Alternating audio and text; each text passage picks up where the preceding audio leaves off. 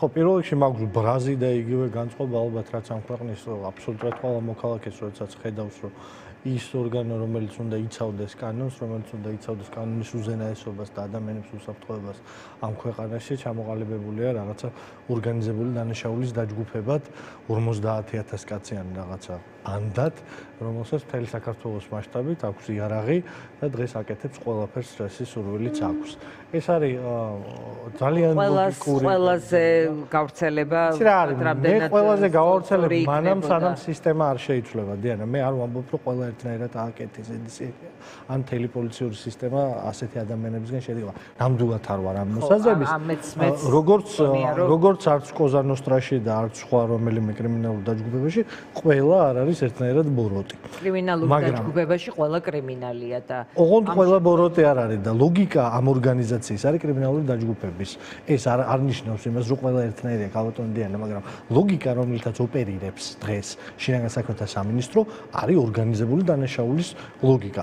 ანუ ჩაფარცხვა ყველაფრის რაც შიგნით ხდება და აღვირახსნილება. ანუ ლიმიტი ის კი არ არის კანონი რას გეუბნება, სად ჩერდება შენ ლეგიტიმური ძალადობის უფლება.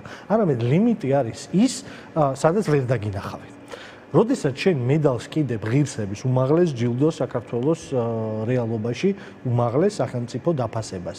კისერზე კიდებ ადამიანებს, რომლებიც ბრალდებულები არიან, რომლებიც ვიდეო მტკიცებულებები არსებობს, არიან დამნაშავეები მასობრივ წამებაში. მე იწევს ამას მედლის ჩამოკიდებამდე. არ არის მედლის ჩამოკიდებამდე 2019-ის მერე საქართველოში პოლიციას უფლება მიეცა რომ ყველაფერი აკეთოს. 2019 გავრილობის ღამე არ ვიცი, რა დაგვავიწყდეს. არის რომლის იქაც დაიწყო ეს პროცესი. კი ბატონო, აი რა ანგარიშვალდებულების სისტემა შეიქმნა პოლიტიკოსებს ხელისუფლებასა და სამართალდამცავებში. მე ყველა არ ვახსენებ, ეს არ არის უბრალოდ რაღაცა ეპითეტი. პოლიტიკური შეფასება არის ორგანიზებული დანაშაულის ლოგიკა. ორგანიზებული დანაშაული როგორ განსხვავდება ჩვეულებრივი რაღაცა რიგითი კრიმინალებისგან. ეს არის სინდიკატი, ანუ სტრუქტურაზე დაფუძნებული ორგანიზაცია, რომელიც საკუთარ თავს და მის სერვისებს თავასობს ხოლმე შემდეგ სხვადასხვა ადამიანთა ჯგუფებს, გავლენიანს ასე შემდეგ. შინაგან საქმეთა სამინისტრო ჩამოყალიბდა ამათ. მას შემდეგ რაც პოლიტიკური დაკვეთა წამოვიდა, პოლიტიკური ხელმძღვანელობა, ვინც მას უნდა უკეთავდეს კანონის უზენაესობის დაცვას, როდესაც აქედან დაკვეთა წამოვიდა, რომ შენ კანონის უზენაესობა კი არ უნდა დაიცვა, შენ ჩემი ძალაუფლება უნდა დაიცვა, შენ უნდა დაიცვა ის მე როგორ ვარ ხელისუფლებაში და რომ მე ვიყო დიდი ხანი. ამას თუ გააკეთებ, მაშინ ჩვენ ორივეს გვექნება აქედან ბენეფიტები. აი ამ ლოგიკით მუშაობა რა მომენტიდანაც დაიწყო, იმ მომენტიდან ყველაფერი წავიდა შავად. რატო? იმიტომ რომ ეს არის ძალიან ბუნებრივი ამბავი. 50000 კაცზე მეტი მუშაობს ამ სტრუქტურაში და ლეგიტიმური ძალადობის უფლება აქვს. როდესაც მათ ეუბნები რომ თქვენ ყველაფრის უფლება გაქვთ, ანუ თქვენ არ დაიჯდებით არავითარი გადაცდომისთვის, მე ვიღებთ იმას, რაც ჩვენ ვნახეთ ამ კადრებში. ოღონდ არა მარტო ამ კადრებში. ეს ხოლმე განაზოგადო კაცო ბევრ სხვა ამბავზე.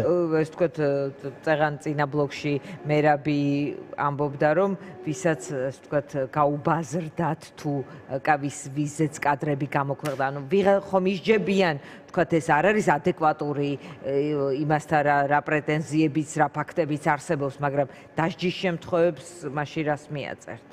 დასჯის შემთხვევებს მივაწერ იმას, რომ ეს ყველაფერი ბრჭყალებში გაბაზრდა. დასჯის შემთხვევები თქვენ იცით, დასჯის შემთხვევები თქვენ იცით სტატისტიკა, გენერალური ინსპექცია ვის და როგორ ჯის, არ არსებობს ეგეთი სტატისტიკა, რომელიც ამას კარგად ამბობს. თუ ეს არსებობს, შინაგან საქმეთა სამინისტრო ამას აგვიფრიალებდა. როგორც აგვიფრიალა გაუთავებლად, რომ თურმე არის ჟურნალისტური ეთიკის დარღვევა, რომ ფაქტს, რომელსაც აღმოაჩენ ჟურნალისტი, თუნდაც ის წარსულში იყოს მომხდარი, აი ეს ფაქტი გააშუქო. თურმე ეს ყოფილა გიაბოლსკის და ამ ხალხს თუ კითხავ, ჟურნალისტური ეთიკის დარღვევა.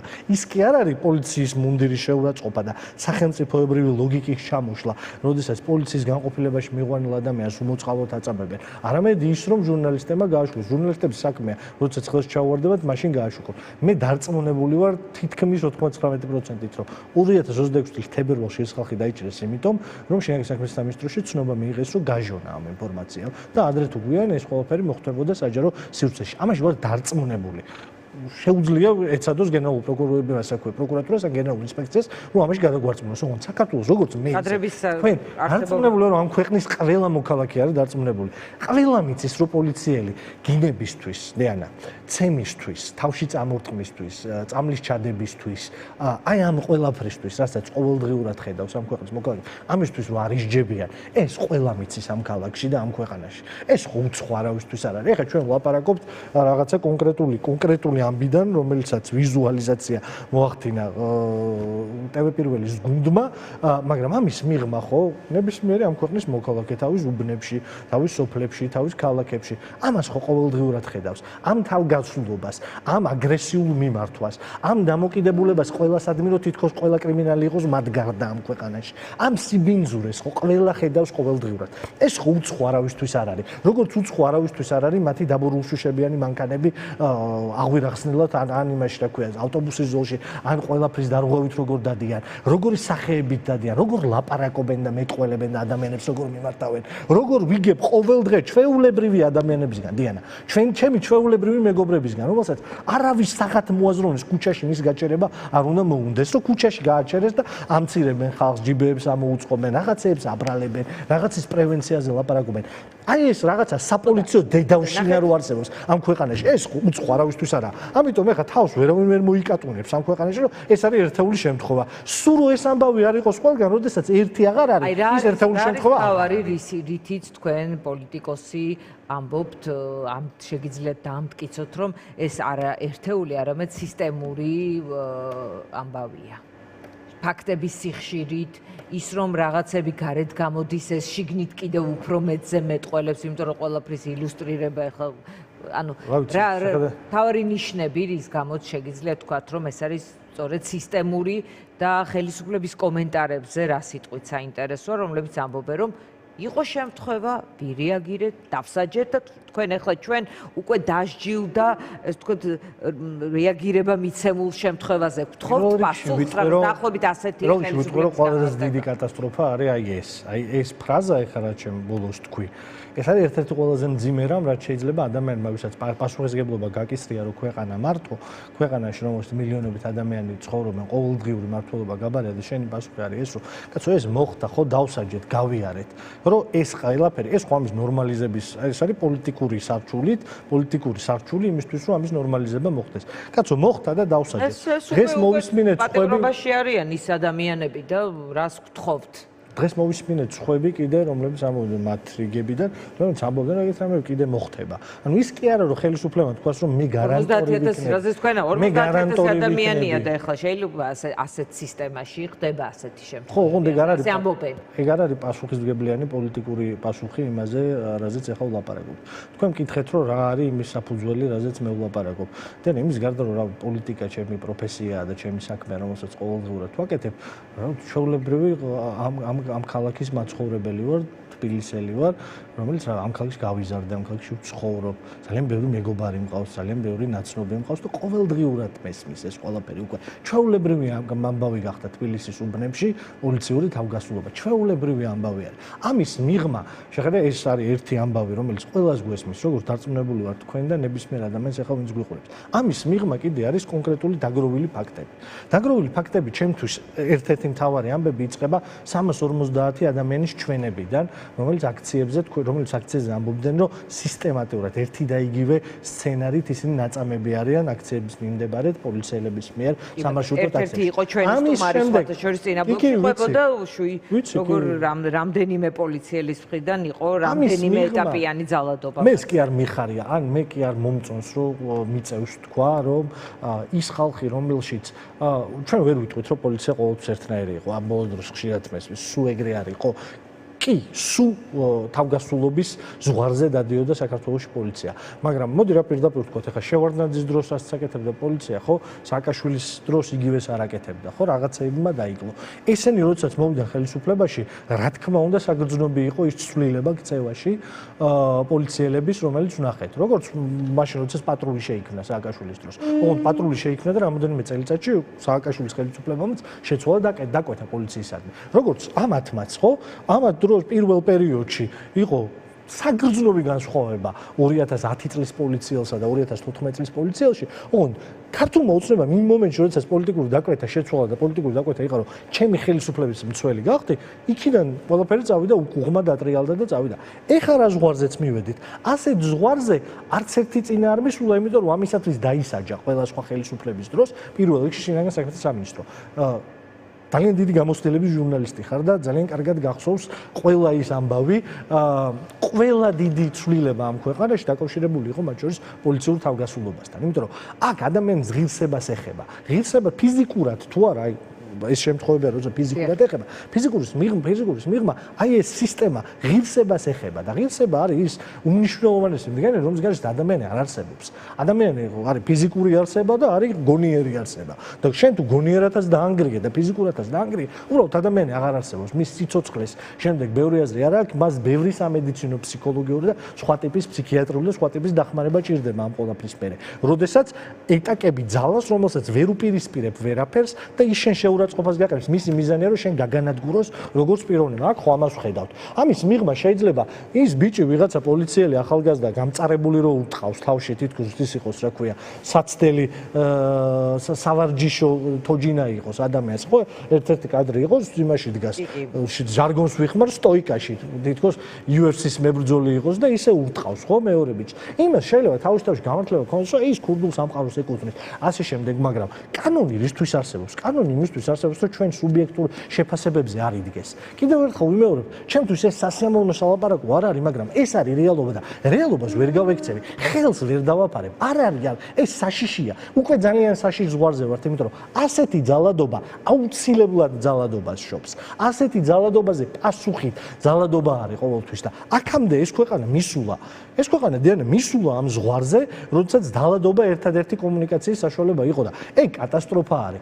აქამდე მისულა არავის არ უნდა, არც ოპოზიციაში დარწმუნებული ვარ და დარწმუნებული ვარ სადღაც გულის სიღრმეში, რომ აი ეს ხალხი ეხლა რომ გამოდის და თავდადებით ორი დღე აი ამას იძახის, რაც შენ თქვი, რომ ეს ჩავლილი ამბავია და ამას იცავს, დარწმუნებული ვარ, რომ ამ ხალხსაც ეშინია. იმიტომ რომ ეს ხალხიც იმ დროში ცხოვრობდნენ და ნანახი აქვთ. იმას რა ქვია, დეპუტატები რო არიან, რა ვიცი ეხლა, შარმანაშვილი და სხვები. იმათ ხო ნანახი აქვთ ამ ქვეყანაში სამოქალაქო ომი. ხო ნანახი აქვთ, ხო იციან რა მოიტანა ამ ყველაფერმა, ამ თავგასულობამ, ამ ძალადობამ. ხო და ზღვარი სად გადის ამ ხალხისთვის, ეგ მაინტერესებს. რამდენად თქვათ ლოგიკური თუ რეაგირება, რეაქცია საზოგადოების რამდენად არის ამ ტიპის შემთხვევებზე. წინა სტუმარს ვეკითხებოდი ლევან გოგიჩაიშვილს, რომელიც ამბობდა, რომ მთავარია რომ არჩევნებზე იყოს, რომ ეს თქვათ ბრაზი თუ დაკვირვება როგორ ქვეყანაში ვცხოვრობთ, ეს ანალიზი ვთქვათ, შეხედულება თუ პოზიცია გამოიყენოს უკმაყოფილება თუნდაც გამოიყენოს თარგმნოს საარჩევნო ხმაში. კი, ეგ არის სწორი მოწყობა. ეგ არის სწორი მოწყობა, ეგ არის დემოკრატიულ რესპუბლიკაში ადამიანების სწორი აზროვნების პატერნი, სწორი აზროვნების ხაზი. მაგრამ მაგითო ვახსენეთ ეხან ძალადობა შორის ძალადობას, თქო, იმიტომ რომ ეს თუ ესე გაგრძელდა და ეს აღვირახსნილება ულობა უკვე ყველგან ჩანს აბსოლუტურად. ეს თუ ესე ამ ინტენსივობით გაგრძელდა, ადამიანებს უბრალოდ რწმენა აღარ ექნებათ იმისი, რომ აი ამ ყველაფრით უნდა ამ მოთმინებით უნდა აღიჭურვონ, ამას შეხედონ, ეს ბრაზი დააგროვონ და საარჩევნო ურნასთან თარგმნონ ეს ყველაფერი. ამის საშიშროება დგას ამ ქვეყანაში.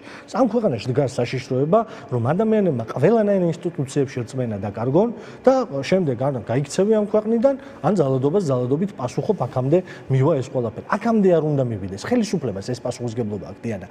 ეს მაგიჟებს მე სიმართლე გითხრა, როგორც პოლიტიკოს, რომელსაც აქვს ეს საქმე არ მაქვს, ეს ჰობი არ არის ჩემი, ხო, მთელი ცხოვრება ვისწავლე და ეხლა ამ საქმით ვარ დაკავებული. როგორ შეიძლება იყო ხელისუფლებაში და ეს პასუხისგებლობა ვერ გაიაზრო, რომ შენ კონკრეტული პოლიტიკური მხარე კი არა ხარ, შენ ის მანდატი რამან პერიოდშიც ხელისუფლებაში ხარ და მე შეიძლება არ ვცნობდე ლეგიტიმურად იმ არჩევნებს, რომელთაც ის ხელისუფლებაში მოხდა, მაგრამ ის ხო თulis რომ ლეგიტიმურია. იმას ხო ეგრე გონია რომ ლეგიტიმურია და ხელისუფლებაშია. ხელისუფლებაში თუ ხარ, აი ეს პასუხისგებლობა როგორ დაკარგა ბიძინა ივანიშვილმა თითქოს დასაწყისში ესმოდა, ხო, მეტნაკლებად სახელმწიფოებრიობის პასუხისმგებლობა პირველი წლები ესმოდა. აი, საწავიდა უცებ ეს სახელმწიფოებრიობის პასუხისმგებლობა, რომ შენ პასუხისმგებელი რა ვიცი, საქართველოს მარტო იმ ხალხზე ხო არ ახარ, ვინც აგირჩია. შენ ხო ყველასთან ხარ პასუხისმგებელი. შენ ის ხალხი თუ გეუბნება კაცო, რომ მე არალეგიტიმურად გწნობ, შენ თუ შენი თავი ლეგიტიმურად მიგაჩნია, შენ ხო გათავისებული უნდა კონდეს, რომ კონსტიტუცია ყველა ამ ქვეყნის მოქალაქისთვისაა და ეს კონსტიტუცია ყველა ამ ქვეყნის მოქალაქისთვის უნდა დაიცვა, რომ ამ ქვეყანაში შენ ვერ შექმნის სისტემას, სადაც არსებობენ პირველხარისხოვანი და მეორეხარისხოვანი მოქალაქეები. თორემ მიიღებ მესამე სამყაროს სომალის ტიპის სახელმწიფოს. ეს ხო იციან. ეს ყველაფერი ხო ესმით. შეიძლება ვიღაცა იმათ, რა ქვია, უდიპლომო პარლამენტარების მთელ რიგ კასტას 90% იქ ვინც არის და წერა-კითხვა არ იციან და ამბანის ყველა ასოს ვერ ცნობენ, იმათმა არ იციან. მაგრამ იქ ხო არის ის 10-15 კაცი, რომელიც ამ პროცესს მართავს. მას ხო ძალიან კარგად ესმის, რას ნიშნავს სახელმწიფოებრივი პასუხისმგებლობა. რომ ის არის თქვენიც, ჩემიც მიუხედავად ჩვენი პოლიტიკური აზრების განსხვავებისა, გუშინ უსმენდი ივანიშვილის ერთ-ერთი ვაჟი ამბობდა თურმე ამას რაღაცა იმაში უთქვია გადაცემაში, რომ ყველა ქართველი მიყვარსო. და იმას თუ ყველა ქართველი უყვარს ოჯახაშენებულს, შენ ვინც ხელისუფლებაში ხარ, შეიძლება არ გიყვარდეს ყველა ქართველი, მაგრამ პასუხისმგებლობა ხო გაქვს, რომ ყველა ამ ქვეყნის მოქალაქე დაიცვა. ყველა აბსოლუტურად, მათ შორის დამნაშავეც, მათ შორის ის, ვინც არ მოგწონს და გეზიზღება. აი ეს სად გაქრა, ეს არის წარმოუდგენელი და ამის ბოლომდე გაქრობა მიგვიყვანს იქამდე, რომ ამ სახელმწიფო აღარ ექნება ძალმალე და Amnesty International-ი ახსენეთ და Amnesty International-ი არის ამის საწინდარი. ცოტა ხანში ამ სახელმწიფოს არავინ აღარ შეხედავს სერიოზულად.